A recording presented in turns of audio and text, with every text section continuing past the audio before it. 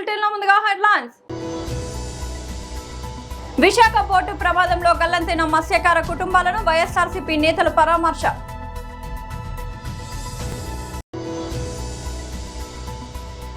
తెలంగాణ భవన్లో మీడియాతో మాట్లాడుతున్న BRS working president KTR. BJP రాష్ట్ర కార్యాలయంలో ఆ పార్టీ రాష్ట్ర ఉపాధ్యక్షులు శ్రీ రఘునాథ్ రావు మీడియాతో మాట్లాడారు.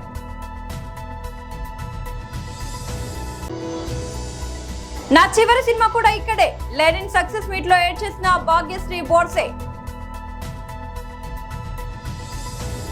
విశాఖ పోర్టు ప్రమాదంలో గల్లంతైన మత్స్యకార కుటుంబాలను వైఎస్ఆర్సీపీ నేతల పరామర్శ. ఈరోజు విశాఖపట్నంలోని విశాఖ సౌత్ నియోజకవర్గంలో జబ్బర్పేట ఫిషర్మెన్ కాలనీకి సంబంధించిన మత్స్యకారులు సముద్రంలో గల్లంతైపోయిన సంఘటన చాలా దురదృష్టకరం.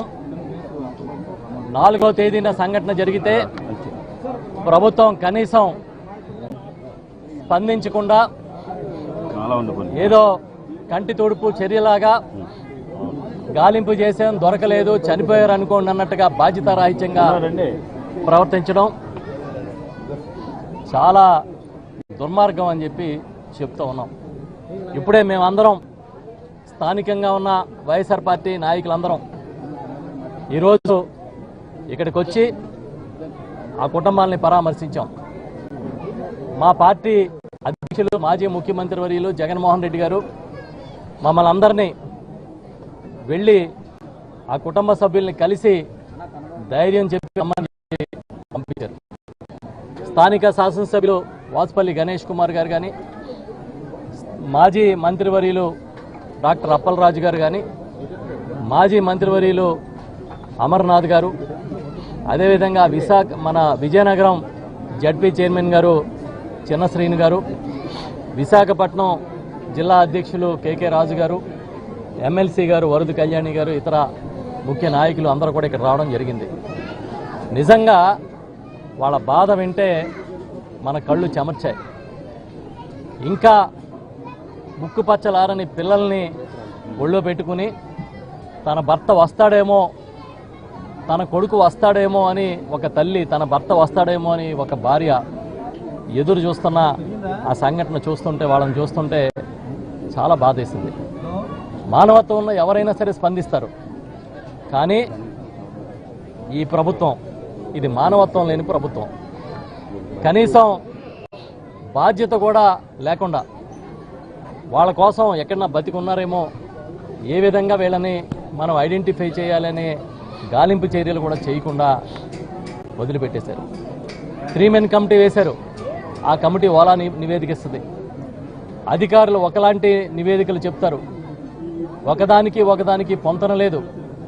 జూలై 4వ తేదీని జరిగితే ఇవాళ 11వ తేదీ, ఇవాళ వరకు దిక్కు మొక్కు లేదు.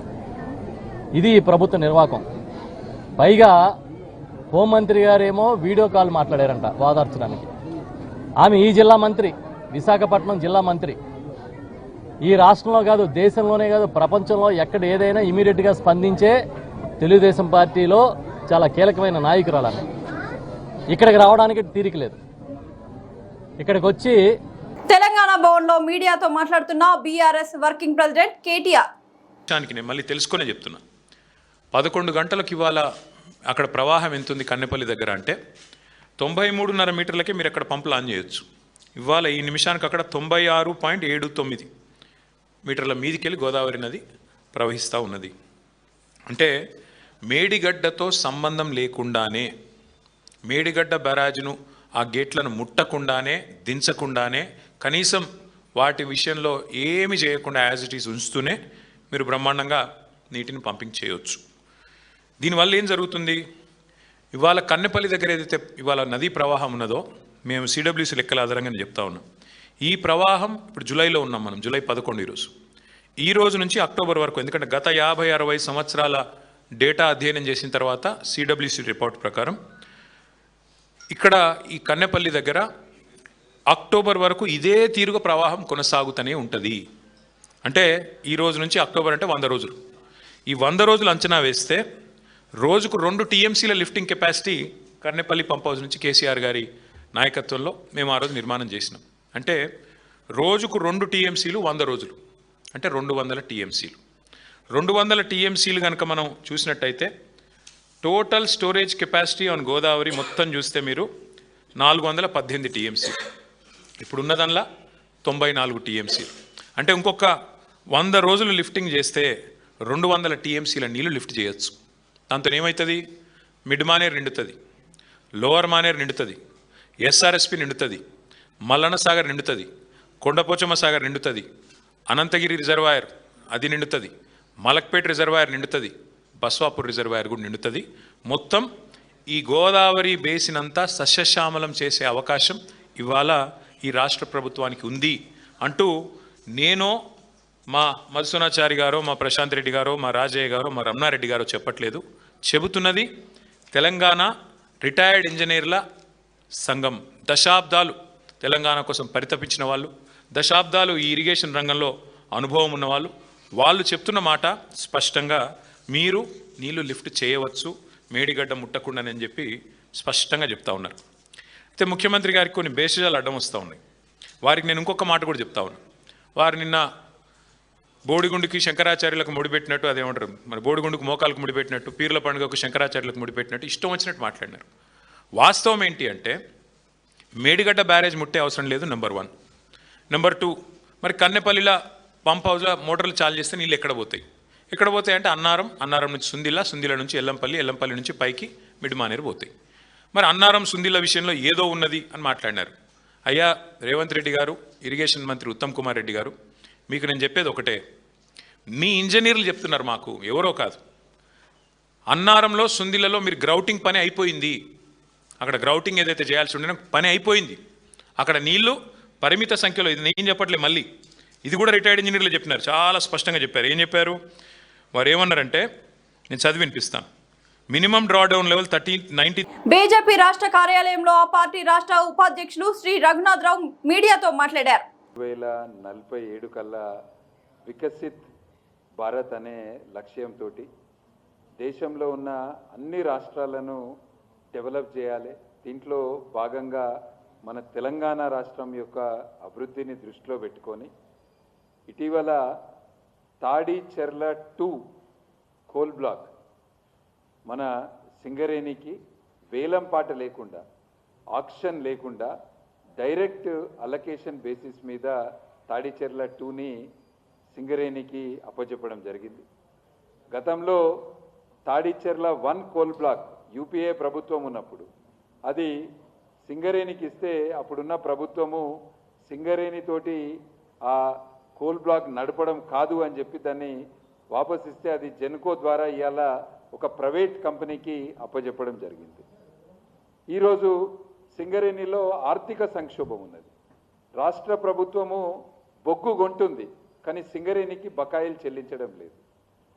రాష్ట్ర ప్రభుత్వము సింగరేణి నుంచి పవర్ కొంటుంది కానీ బకాయిలు చెల్లించడం లేదు. రాష్ట్ర ప్రభుత్వము సింగరేణికి 54,000 కోట్ల రూపాయల బకాయిలు ఉన్నాయి. ఇవాళ సింగరేణిలో ఫైనాన్షియల్ క్రైసిస్ ఉన్నది. సింగరేణి కొత్త ఎక్విప్మెంట్ కొనలేకపోతుంది. సింగరేణి కొత్త టెక్నాలజీ మీద ఇన్వెస్ట్ చేయలేకపోతుంది. సింగరేణిలో ఉంటున్న కార్మికులకు వాళ్ళ కుటుంబాలకు కనీస మౌలిక వసతులు లేవు. సింగరేణికి ఈ రాష్ట్ర ప్రభుత్వం చెల్లించాల్సిన బకాయిలు చెల్లించకపోవడం వలన ఇలా ఆర్థిక సంక్షోభం ఏర్పడ్డది. దీన్ని దృష్టిలో పెట్టుకొని తెలంగాణ ముద్దుబిడ్డగా, సింగరేణి ప్రాంతం యొక్క ప్రజల యొక్క ఇబ్బందులు తెలిసిన వ్యక్తిగా, తెలంగాణ ఉద్యమం సమయంలో సింగరేణి ప్రాంతాలన్నీ కూడా తిరిగి అనుభవం ఉన్న వ్యక్తిగా మన కేంద్ర మంత్రివర్యులు బొగ్గు గనుల శాఖ మంత్రి శ్రీ కిషన్ రెడ్డి గారు వారు కోల్ మినిస్టర్ అయినాక 2 పెద్ద నిర్ణయాలు తీసుకోవడం జరిగింది. ఒకటి Naini coal block. Naini coal block Orissa రాష్ట్రంలో సింగరేణికే ఇచ్చినప్పటికీ సింగరేణి దానికి కావలసిన పర్యావరణానికి సంబంధించిన ఎన్విరాన్మెంటల్ క్లియరెన్స్ రాకపోవడం వలన సింగరేణి ఆపరేషన్స్ మొదలు పెట్టలేకపోయింది. కానీ ఇప్పుడు అక్కడ బీజేపీ ప్రభుత్వం ఏర్పడ్డాక కిషన్ రెడ్డి గారి చొరవతోటి ఇవాళ నైనీ కోల్ బ్లాక్లో సింగరేణి పని ప్రారంభించింది. Tadicherla 2 coal block. తాడిచెర్లలో బొగ్గు బంగారం లాంటి బొగ్గు, నాణ్యమైన బొగ్గు, హై క్వాలిటీ బొగ్గు ఉంటుంది. తాడిచెర్ల 2 కోల్ బ్లాక్ల 182 మిలియన్ టన్నుల బొగ్గు, అంటే దాదాపు సంవత్సరానికి 6 మిలియన్ టన్నుల బొగ్గుని ఉత్పత్తి చేయొచ్చు. దీని ద్వారా సింగరేణికి 64,000 కోట్ల రూపాయలు రెవెన్యూకి యాడ్ అయితే సింగరేణి కొత్తగా 1,200 మందికి ఉద్యోగ అవకాశాలు కల్పించవచ్చు. తాడిచెర్ల 2 కోల్ బ్లాక్ని ఇవాళ సింగరేణికి వేలం లేకుండా డైరెక్ట్గా ఇవ్వడం వలన వేలానికి సంబంధించిన ఏదైతే ఆక్షన్ ప్రీమియం ఫీజు ఉంటుందో అది 2,500 కోట్ల రూపాయలు, అది కూడా ఇవాళ సింగరేణికి సేవ్ అయింది. రాష్ట్ర ప్రభుత్వానికి ఈ బొగ్గు వలన అక్కినేని అఖిల్ హీరోగా నటించిన లెనిన్ చిత్రం విజయవంతంగా ప్రదర్శింపబడుతున్న నేపథ్యంలో చిత్ర బృందం ఇవాళ సక్సెస్ మీట్ నిర్వహించింది. ఈ కార్యక్రమానికి హాజరైన హీరోయిన్ భాగ్యశ్రీ బోర్సే తీవ్ర భావోద్వేగానికి గురయ్యారు. అభిమానులకు చిత్ర బృందానికి కృతజ్ఞతలు తెలుపుతూ వేదికపైనే కన్నీళ్లు పెట్టుకున్నారు. తనను ఈ స్థాయికి తీసుకొచ్చింది అభిమానుల ప్రోత్సాహమేనని ఆమె ఉద్వేగంగా అన్నారు. ఈ సందర్భంగా భాగ్యశ్రీ మాట్లాడుతూ, ఈ రోజు నేను చాలా ఎమోషనల్ గా ఉన్నాను. అందుకే నా మనసులో ఉన్నది మాట్లాడాలనుకుంటున్నాను. నేను ఈ రోజు ఇక్కడ ఉండడానికి కారణమైన వ్యక్తి మా దర్శకుడు మురళీ కిషోర్ గారికి ముందుగా ధన్యవాదాలు చెప్పాలి.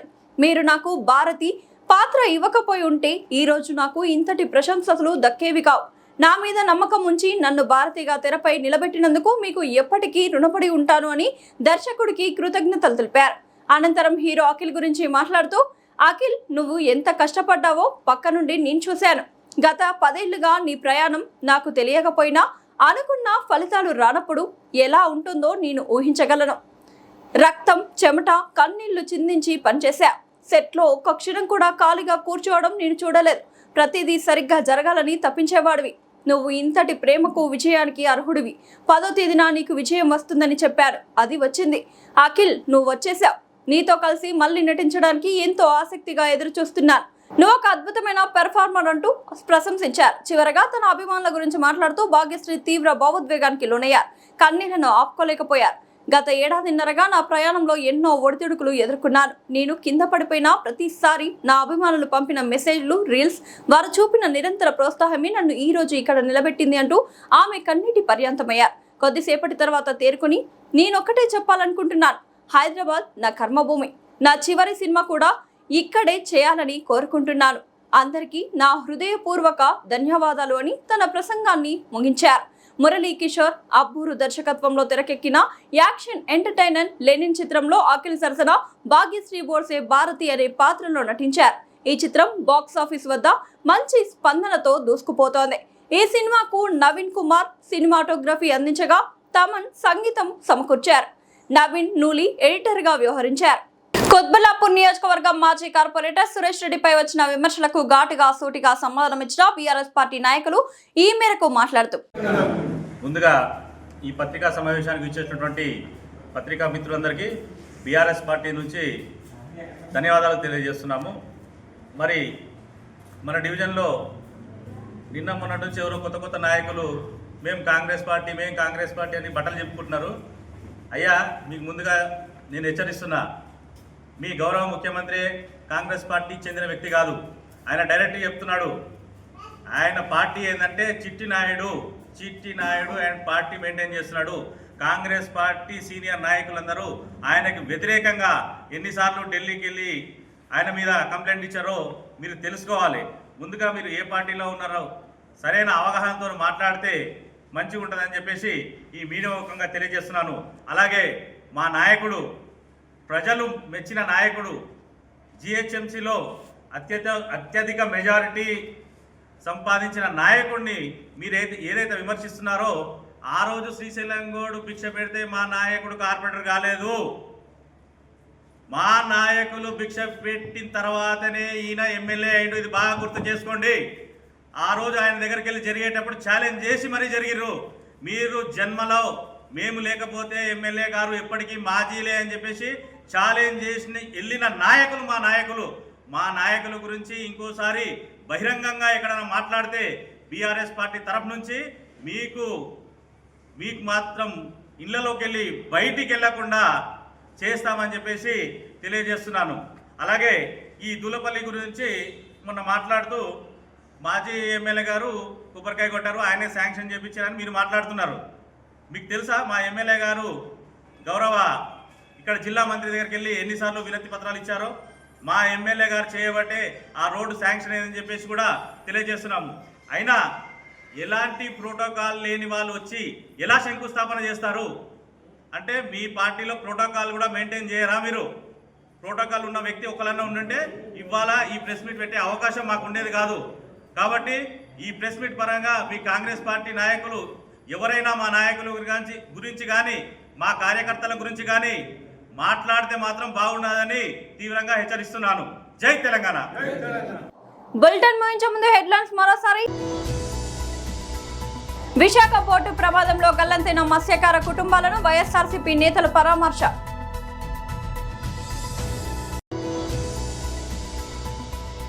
తెలంగాణ భవన్ లో మీడియాతో మాట్లాడుతున్న BRS working president KTR. BJP రాష్ట్ర కార్యాలయంలో ఆ పార్టీ రాష్ట్ర ఉపాధ్యక్షులు శ్రీ రఘునాథ్ రావు మీడియాతో మాట్లాడారు.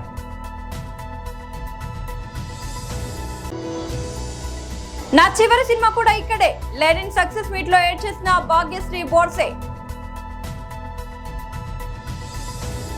ఇది వాళ్ళ బులెటిన్ అప్డేట్. మరొక బులెటిన్ లో మళ్ళీ కలుద్దాం. అంతవరకు సెలవు.